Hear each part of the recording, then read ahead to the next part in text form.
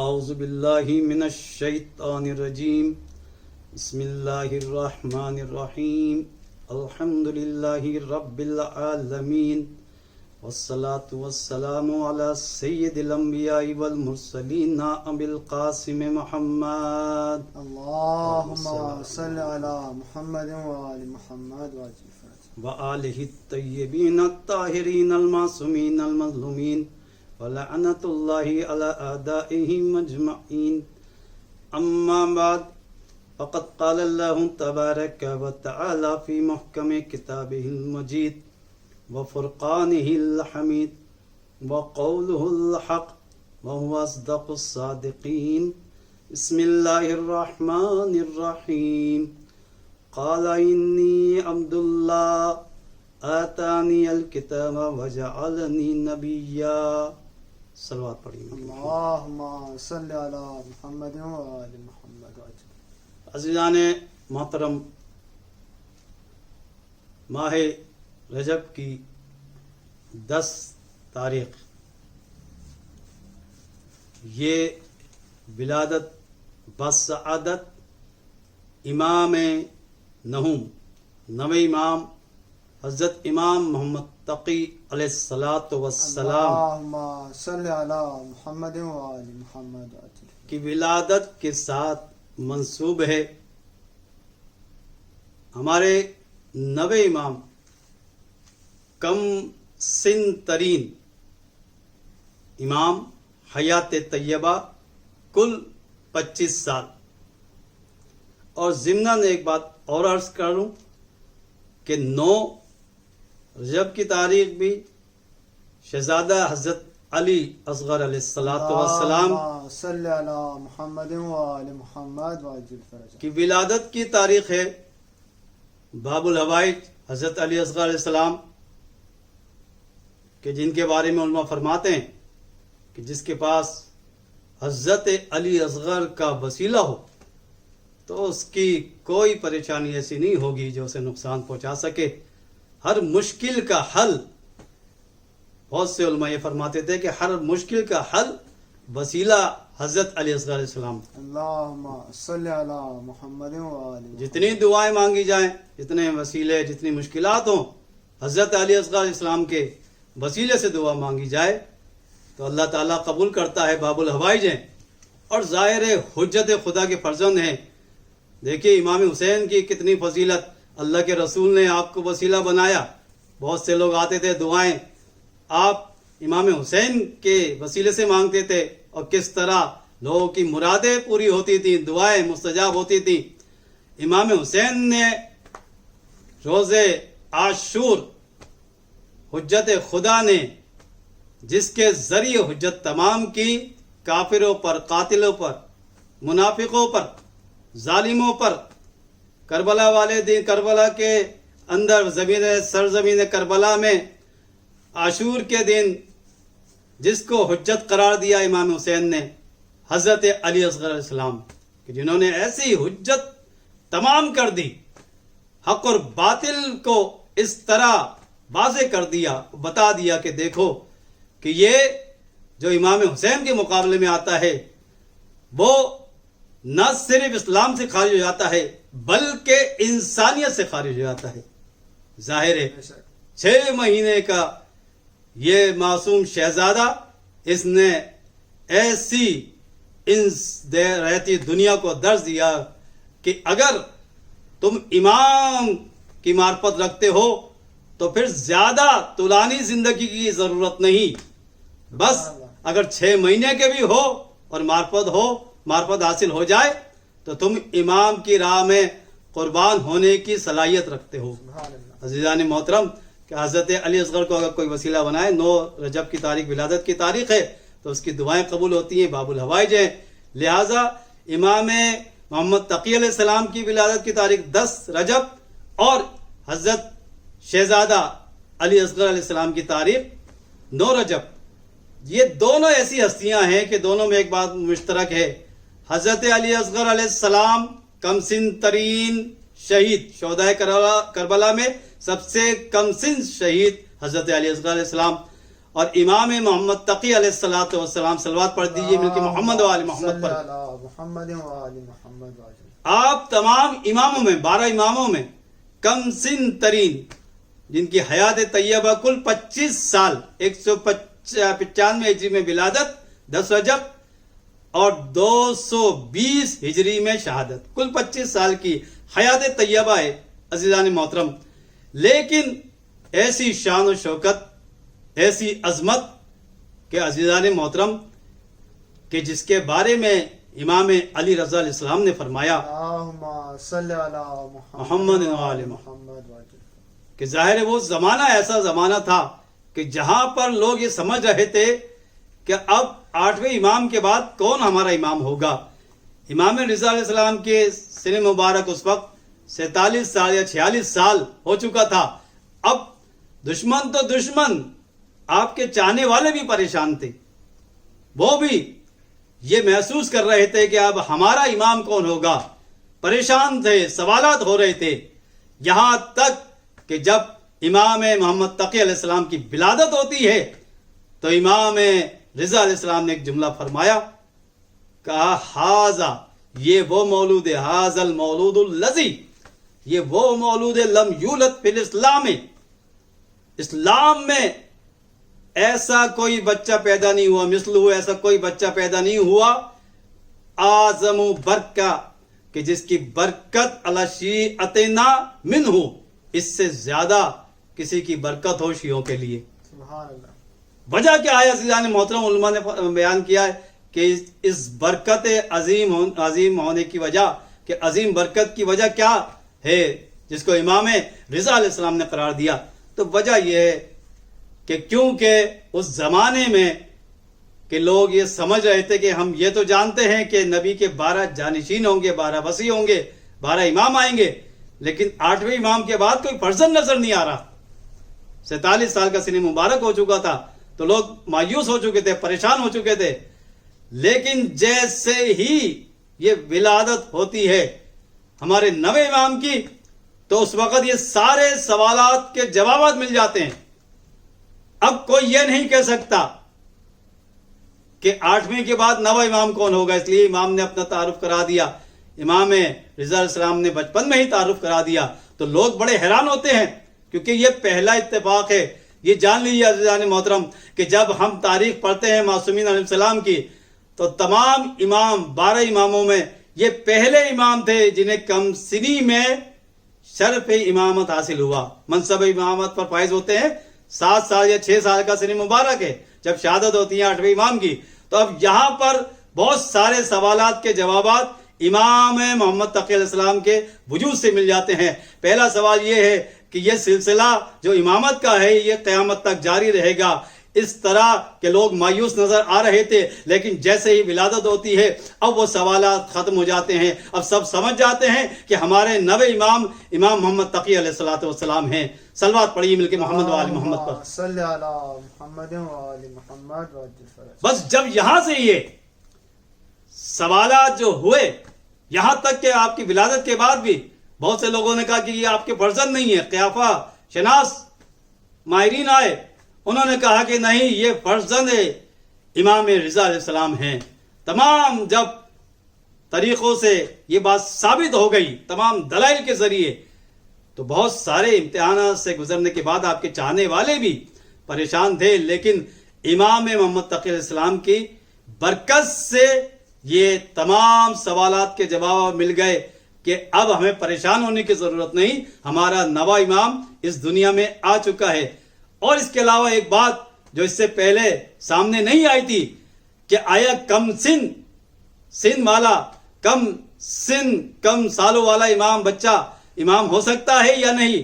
تو یہ پہلا موقع تھا جب لوگوں نے سوالات کیے تو بس قرآن کا حوالہ دیا امام رضا علیہ السلام نے کہ حضرت عیسیٰ علیہ السلام سورہ مریم کی جس آیت کو سرنامہ کلام قرار دیا ہے، جب لوگ آتے ہیں حضرت عیسیٰ علیہ السلام کی ولادت کے بعد اور حضرت مریم سے سوال کرتے ہیں کہ یہ بچہ کیسے پیدا ہوا، کہاں سے آیا، کہ جبکہ تمہارے ماں باپ تو اچھے تھے.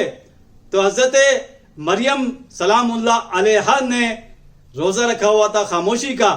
انہوں نے اشارہ کیا گہوارے کی طرف جہاں پہ ابھی حضرت عیسیٰ علیہ السلام کم سن تھے، چند دنوں کی بات ہے کہ جب آپ کا سن مبارک یعنی یہ کہہ لیے چند دن کے تھے، تو اس وقت گہوارے میں تھے، تو لوگ بڑے حیران ہوتے ہیں، قالو کیف نکلم من کان فی المہدی صبیا، سورہ مریم کی آیتیں ہیں کہ ہم اس بچے سے کیسے بات کریں جبکہ یہ گہوارے میں ہے۔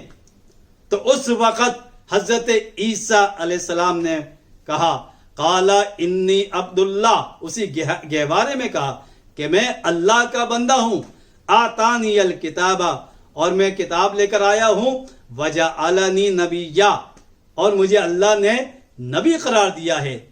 اس آیت سے ایک بات سمجھ میں آ جاتی ہے، اس واقعے سے سمجھ میں آ جاتی ہے یہ بات کہ حضرت عیسیٰ نے گہوارے میں بتا دیا کہ نبی وہ نہیں ہوتا جو اس دنیا میں نبی آ کر بنتا ہے، نہیں، اس دنیا میں آنے سے پہلے ہی جب اس کی ولادت ہوتی ہے تو نبی ہوتا ہے، تو پھر اس دنیا میں آتا ہے، اس دنیا میں آ کر نبی نہیں بنتا۔ عزیزان محترم، یہی فرق ہے ہادیان برحق اور غیر لوگوں کا کہ اللہ کی طرف سے چاہے وہ نبی ہو، رسول ہو، امام ہو، وہ اس دنیا سے اللہ کے ہاں سے امام بن کر آتا ہے، نبی بن کر آتا ہے، رسول بن کر آتا ہے۔ صلوات پڑھیے مل کے محمد و آل محمد پر، اللہم صلی صلی اللہ محمد و آل محمد۔ بس یہ قرآن کی دلیل کہ حضرت عیسیٰ نے گہوارے میں رہ کر یہ بتا دیا کہ نبی اور امام سن و سال کا محتاج نہیں ہوتا۔ اسی طرح دوسری آیت ہے کہ حضرت یحییٰ کے بارے میں، یا یحییٰ خذ الکتاب بقوہ، اس کتاب کو اے یحییٰ مضبوطی سے پکڑو، وَآتَيْنَاهُ الْحُكْمَ صَبِيًّا، ہم نے اس نبوت کو ایک بچے کو عطا کر دی، یعنی نبی کم سن بھی ہو سکتا ہے، بچہ بھی ہو سکتا ہے، گہوارے میں رہنے والا بچہ، 5 سال کا بچہ، 7 سال کا بچہ نبی اور امام ہو سکتا ہے۔ تو یہ قرآن میں 2 نبیوں کی مثال ہے، اور یہی دلیل بن گئی کہ امام اور نبی کسی سال کے محتاج نہیں ہوتے۔ بچپنے میں بھی، یہاں تک امام نے فرمایا، امام رضا علیہ السلام فرماتے ہیں کہ ہمارے بچے ہمارے بڑوں سے میراث حاصل کرتے ہیں، تمام کمالات حاصل کر لیتے ہیں، اسی طرح کہ بچہ اپنے جو ہے بڑوں سے حاصل کرتا ہے۔ عزیزان محترم، امام کا تعلق کبھی سن و سال سے یا اس کا محتاج نہیں ہوتا۔ امام محمد تقی، امام جواد علیہ السلام نے بھی خطبے میں یہی فرمایا، اپنے خطبہ جب دیتے ہیں آپ ممبر پہ بیٹھ کر تو کیا فرماتے ہیں؟ انا محمد ابن علی الرضا انا الجواد، میں فرزند امام علی رضا ہوں، میں جواد ہوں، اور والعالم، اور میں عالم ہوں، بے انصاب الناس، اور میں تمام لوگوں کے حسب و نفس کو جانتا ہوں، فی الارحام، پیدا ہونے سے پہلے ہی جانتا ہوں، اور تمہارے ظاہر کو بھی جانتا ہوں، تمہارے باطن کو بھی جانتا ہوں، اور یہ علم ہمیں یہاں پر نہیں ملا، یہاں آنے سے پہلے ہی اللہ تعالیٰ نے عطا کر دیا تھا، اور ہم تمام چیزوں کے بارے میں جانتے ہیں۔ صلوات پڑھیے مل کے محمد و آل محمد پر، محمد و آل محمد۔ تو یہ بات بالکل طے ہے عزیزان محترم، اس زمانے میں یہ پہلا واقعہ کہ ہمارا امام کم سن بھی ہو سکتا ہے، اس سے پہلے یہ واقعہ نہیں ہوا۔ اس کے بعد اگرچہ امام علی نقی علیہ السلام بھی کم سنی میں امامت کے منصب پر فائز ہوئے، اسی طرح آخری امام زمانہ علیہ الصلوۃ والسلام۔ صلوات پڑھیے مل کے محمد و آل محمد پر،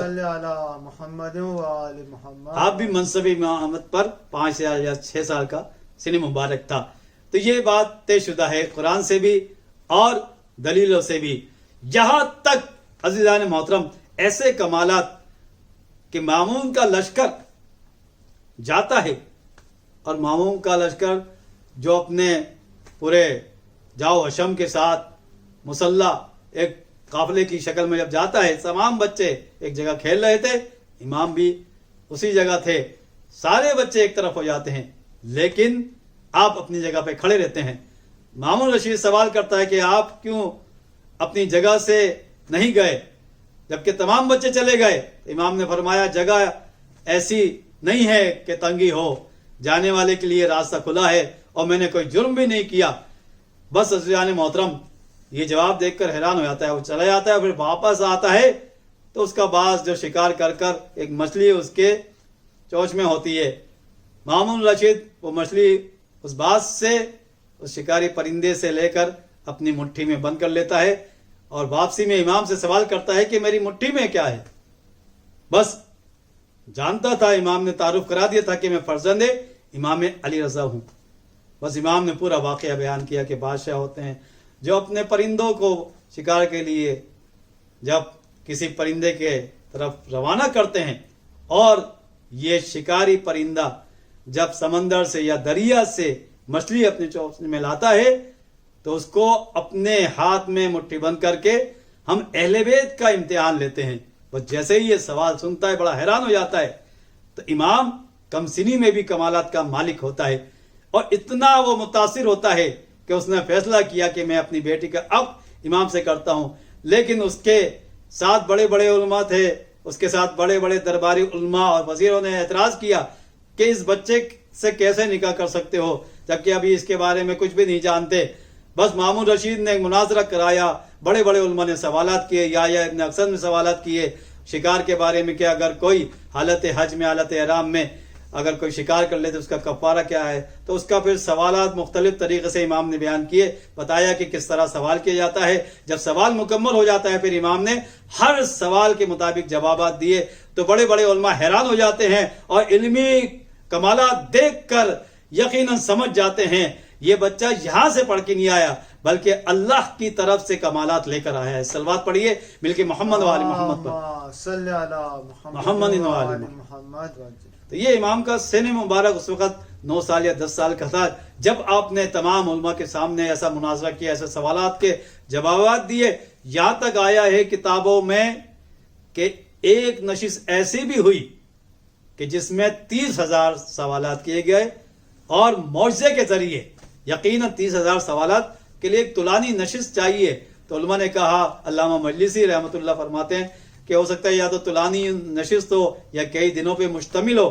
بعضوں نے کہا کہ کیونکہ آپ اولی الامر ہیں آپ وقت کو بھی روک سکتے ہیں، اور بعضوں نے کہا کہ ایسے جوابات دیے ہوں کہ ایک ہی وقت میں کئی ہزار سوالوں کے جوابات آپ نے ایک لائن میں دیے ہوں یا ایک جملے میں کہے ہوں، اس لیے کہ آپ معجزات کے مالک ہیں۔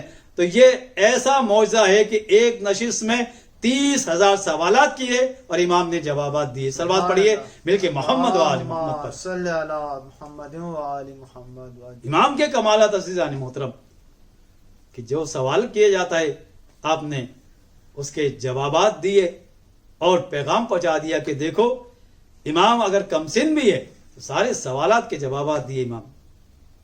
اور پھر یہی نہیں، بہت سے لوگوں نے آپ کی امامت کے بارے میں سوال کیا۔ ایک شخص آتا ہے چاہنے والا امام کا، بہت سارے سوالات کرنے کے بعد امامت کے بارے میں سوال کرنا چاہتا ہے۔ امام نے مسکرا کے کہا، اب تم یہ چاہتے ہو کہ میری امامت کے بارے میں سوالات کرو تو سن لو کہ میں ہی تمہارے وقت کا امام ہوں، اور اگر دلیل چاہتے ہو تو امام نے عصا کی طرف اشارہ کیا۔ عصا نے کلام کیا جو امام کے دست مبارک میں تھی۔ کیا کلام کیا؟ یا مولا یا امام حاذ الزمان، اے میرے مولا آپ اس زمانے کے امام ہیں، بہوا حجت اللہ، اور اللہ کی حجت ہیں۔ سبحان اللہ۔ بس حیران ہو جاتے ہیں لوگ۔ عزیزان محترم، امام وہی ہوتا ہے کہ جس کو حکم دے دے وہ کلام کرتا ہے، ہر زبان کو سمجھنے والا، ہر سوال کا جواب دینے والا۔ یہی امام کی سب سے بڑی نشانی ہوتی ہے کہ دنیا کے تمام کمالات کا حامل ہوتا ہے، ہر علم کا حامل ہوتا ہے، ہر فن کا حامل ہوتا ہے۔ یہاں تک کہ مامون رشید نے ایک ایسی محفل کا انتظام کیا کہ جس میں گانے بجانے والیوں کو بلایا گیا، ایک حرام محفل جس میں شراب کا اور گانے کا انتظام کیا۔ عزیزان محترم، تو اس وقت جب امام کو بلایا گیا تو امام نے کہا کہ یہ محفل اور یہ شراب ہمارے پاکیزہ نفس تک نہیں پہنچ سکتی، ہمیں اس سے دور رکھ۔ مگر وہ باز نہیں آیا۔ بس وہاں پر امام نے ایسے واعظ والے یا تبلیغی اشعار پڑھے، واعظ و نصیحت والے اشعار پڑھے۔ عزیزان محترم کہ جتنے بھی لوگ جو شراب پی رہے تھے، جن کے ہاتھوں میں شراب کا جام تھا، وہ جام گر جاتا ہے، لوگوں کے آنکھوں سے آنسو جاری ہو جاتے ہیں۔ ایسی تبلیغ کا اثر ہوا، امام کے کلام کا ایسا اثر ہوا کہ محفل برخاست ہو جاتی ہے، اور ایسی ہدایت دی امام نے عزیزان محترم ایسے موقع پر کہ جہاں پر گناہ ہو رہا تھا، حرام ہو رہا تھا، لیکن امام کے کلام کی تاثیر کی وجہ سے وہ گناہ رک جاتا ہے۔ یعنی امام نے بتا دیا کہ ہمارے کلام میں بھی ایسی تاثیر ہے کہ اگر ہم جہاں بھی جائیں لوگوں کے دل ایسے مائل ہو جاتے ہیں عزیزان محترم کہ اگر وہ گناہ بھی کر رہے ہوں تو گناہ کرنا چھوڑ دیتے ہیں۔ یہ امام کی شان ہے، عظمت ہے عزیزان محترم۔ اور یہاں پر امام نے بتا دی، بلکہ ہمارے ہر امام کا یہ درس ہے کہ دیکھو یہ گانا بجانا اور ان چیزوں سے، شراب سے ہمیشہ دور رہنا۔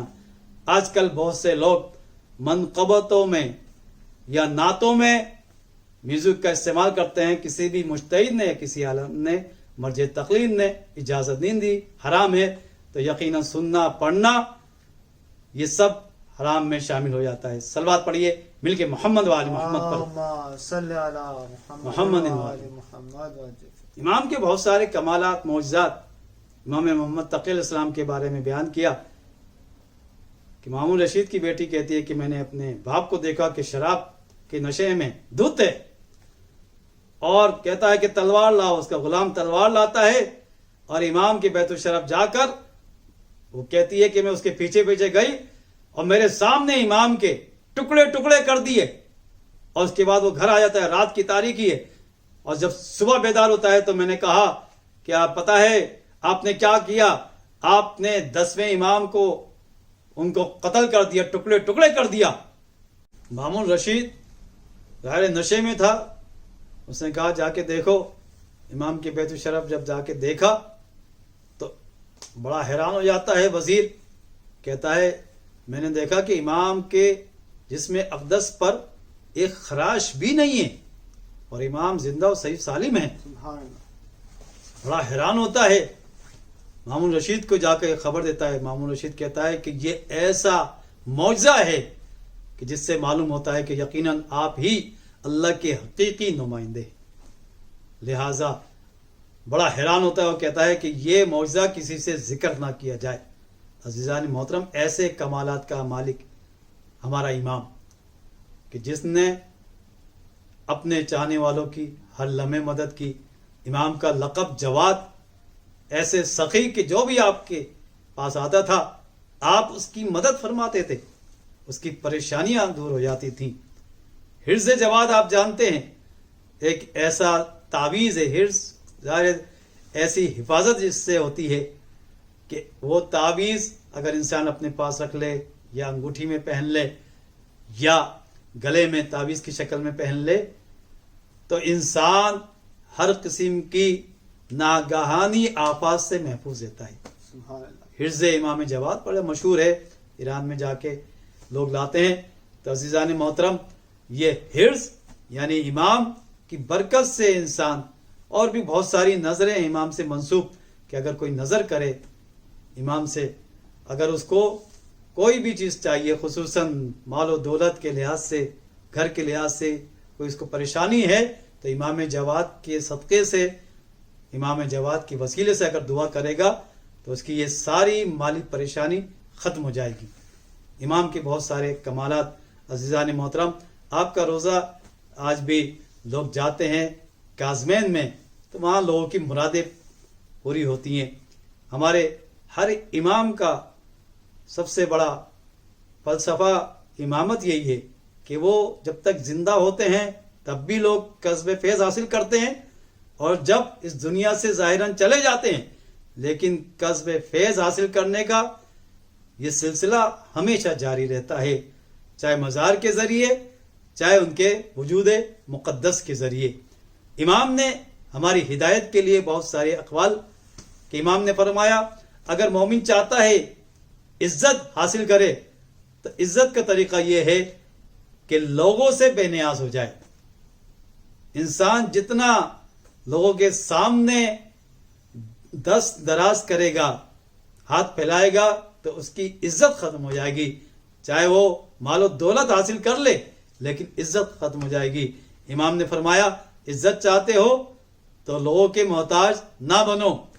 پھر امام فرماتے ہیں کہ اگر تم عمل کرو گے بغیر علم کے بغیر اگر عمل کیا تو اچھائی سے زیادہ اس میں فساد برپا ہوگا. اس لیے وہ کام صحیح نہیں ہو سکتا. تو پہلے علم حاصل کرو، اس کے بعد پھر عمل کرو. اس لیے علم کے بغیر عمل صحیح نہیں ہوتا، اس میں اچھائی سے زیادہ برائی پیدا ہو جائے گی.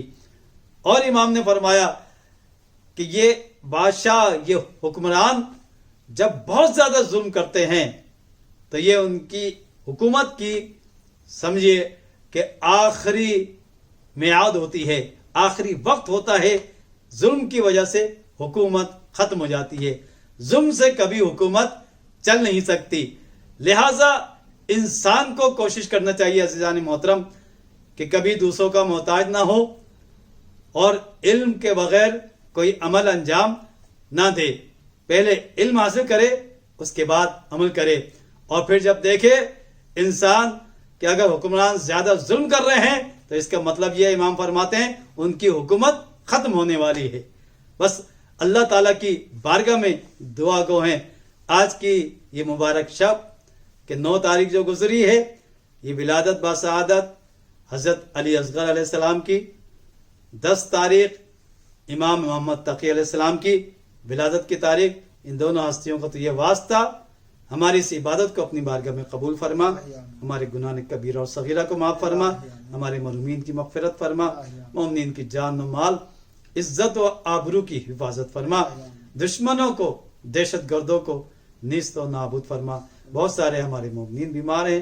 ایک مومن جو کرونا میں مبتلا ہوئے ہیں، انہوں نے دعا کی التماس کی، اللہ تعالیٰ انہیں بھی محمد آل محمد کے صدقے میں، امام محمد تقی علیہ السلام کا تو یہ واسطہ، شہزادہ حضرت علی اصغر علیہ السلام کا تو یہ واسطہ، ان سب مومنین کو جو بیمار ہیں، خصوصاً اس مومن کو شفاء کاملہ اور عاجلہ عطا فرما. ہم سب کو ہر قسم کی بیماریوں سے، خصوصاً موجودہ کووڈ-19 اس بیماری سے محفوظ فرما. اس بیماری کا خاتمہ فرما، امام کے ظہور میں تعجیل فرما. ہم سب کو امام کے اعوان و انصار، خدمت گزاروں میں شمار فرما. ربنا تقبل منا انک انت السمیع العلیم.